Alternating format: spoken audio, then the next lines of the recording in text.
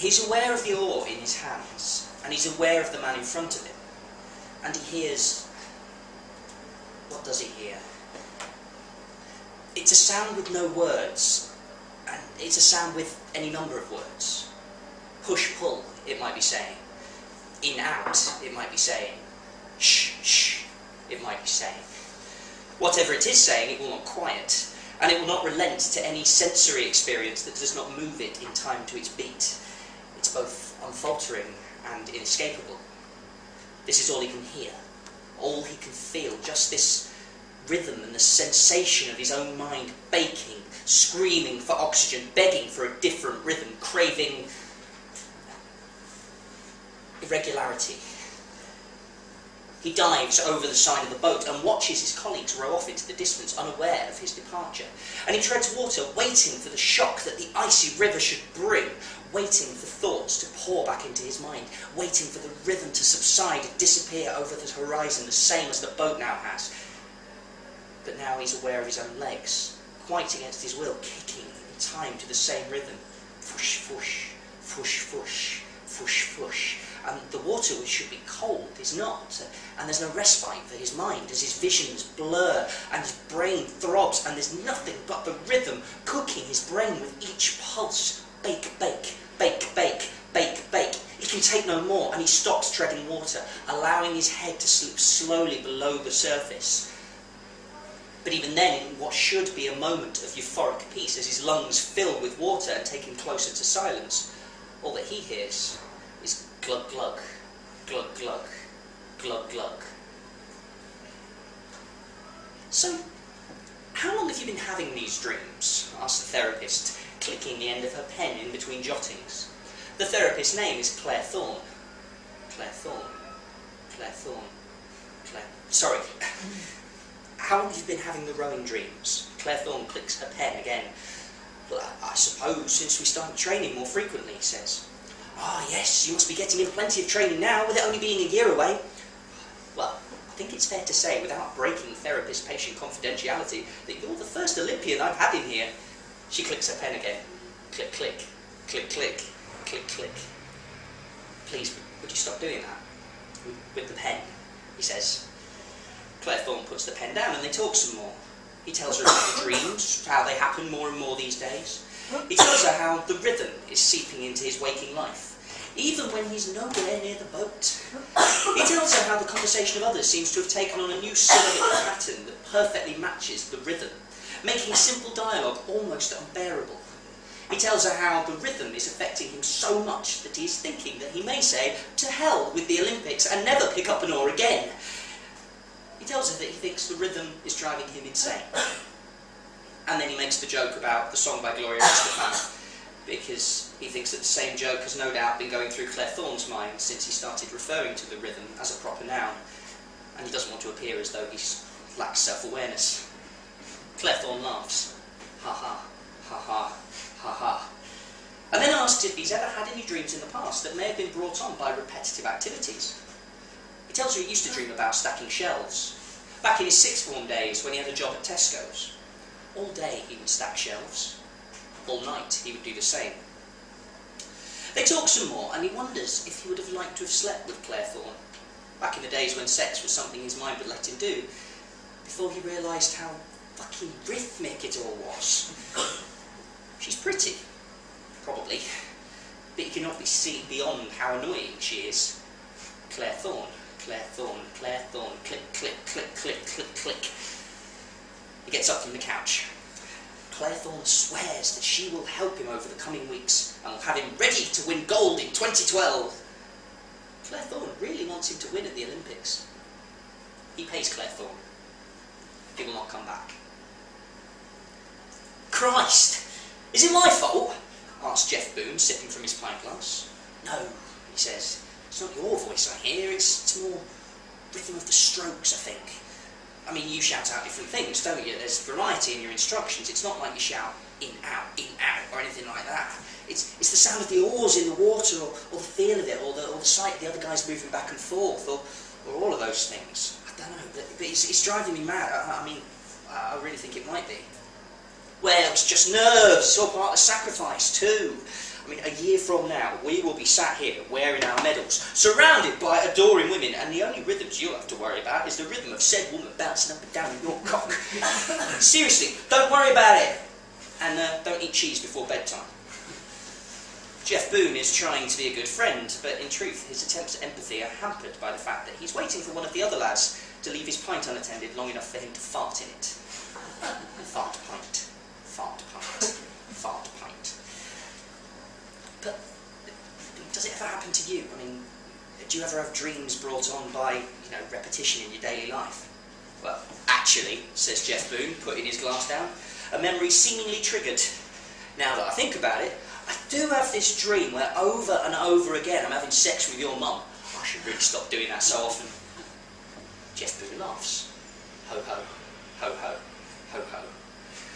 They both drink some more, each with his reasons. He's standing by the road waiting to cross. He hasn't done what he meant to do. He hasn't told Jeff Boone that he wants to leave the rowing team. He's still going to the Olympics. He never could let people down, it was never in his nature, but now he's undone by his own sense of duty. After months of being afraid to, he finally put into words exactly what he's going through, but nobody understood anything beyond the meaning of the individual words. He's alone. And maybe that's why he steps out blindly into the road.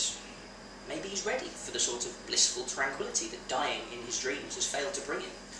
Maybe he's ready for a world where rowing, drinking, bucking, Claire Thorne, Jeff Boone don't exist, where there's no pulse, no beat, and no rhythm. Or maybe he's just drunk. In any case, he has little time to think about that before the bus hits him, with a satisfyingly unrepeated thud, that is quickly followed by beautiful silence. There's a sound. A familiar sound. A sound he's not heard in, he doesn't know how long, but what is it? There is a rhythm that he definitely has heard before. It's the rhythm of a drum, and is that? Yes, it's a cymbal. Boom to boom tish, boom to boom tish. And then there's something else. There's a melody, guitars, keyboards, a voice. It's a song he likes. His favourite song from a long time ago, perhaps, when he was a young boy. And then there's a light. White, blurry light without focus. Beautiful, but uncomfortable. And then there's colour, warmth, saturation, shape, definition. And the discomfort's gone. And then there's his mother, sat on a chair by his bed, holding a portable CD player that's playing the Now 37 album he got for his 9th birthday. She sees his eyes open and she spontaneously bursts into tears. He thinks to himself, if this is a dream, it's the first for a very long time. Once his mother's jubilant God-thanking and miracle-proclaiming have convinced him that he is still alive, he tells her not to worry and that he'll be really careful from crossing the road now on, and that he loves her too. And as she heads for some well-needed rest, her vision will finally over. But no sooner has his mother left than another visitor arrives. It's the cox from his rowing team, Jeff Boone. Your mum called me, he says, and when we finished having phone sex, she told me you'd woken up. How the fuck are you? I feel good, he says. How are you? Pretty good, says Jeff Boone. So, you're going to show me the medal then? I didn't bring it. I didn't know if you wanted to talk about it with all the, I can't believe you slept through it all, and then, he's never seen Jeff Boone look so guilty as he does today. It's almost as if it were Jeff Boone who did this to him, as if it were Jeff Boone driving that bus. I wasn't saying without you there, says Jeff Boone. You should have a gold medal too, by rights. Or, at the very least, you should be able to get in a boat with us in 2016. It is a shame, he muses, that he had to lose his right arm to do it. But he's finally reduced Jeff Boone to solemnity. Don't worry about me, he says. You can get medals like that down the trophy shop for £4.50. I'll nip down there tomorrow. Jeff Boone laughs. Before long he's his normal self, and in a situation that would typically dictate that there be more than 20 minutes of, albeit uncharacteristic, sensitivity, he's once more making jokes on the theme of coitus with his stricken comrade's mother. And then there's a brief return to seriousness, as Jeff Boone pauses at the door and says, "I'll come back tomorrow. Bring some of the other lads. Can I get you anything before I go?" "Yeah, you can press play on the CD player for me," he says. Jeff Boone presses play, pauses indignantly and exclaims, "Ricky fucking Martin," and leaves. He listens to the music. As many times as he's heard this CD before, he now hears something new in each track, as though each song has been re-recorded while he slept. There's a new drum part here, a different guitar effect there. There's something wonderful about finding novelty in the familiar, he thinks. Some months have passed, and he's out walking, stepping over puddles and kicking through golden leaves. His prosthetic right arm swings by his side with a reassuring weight about it. His other hand clasped loosely with that of Claire Thorne. She's no longer his therapist. He's aware of a gentle swish as his new limb drags slightly through the autumn breeze, arcing back and forth like a pendulum, keeping steady time and yet never seeming to synchronise with the swing of Claire's free arm. And now, as they walk by the river, he's aware of a distant fush-fush, fush-fush of oars. As his old friends cut through the water, their strokes a splish-splash whisper becoming louder with each repetition. Claire grips his hand a little more tightly and steers him away from the river's edge, back towards the town.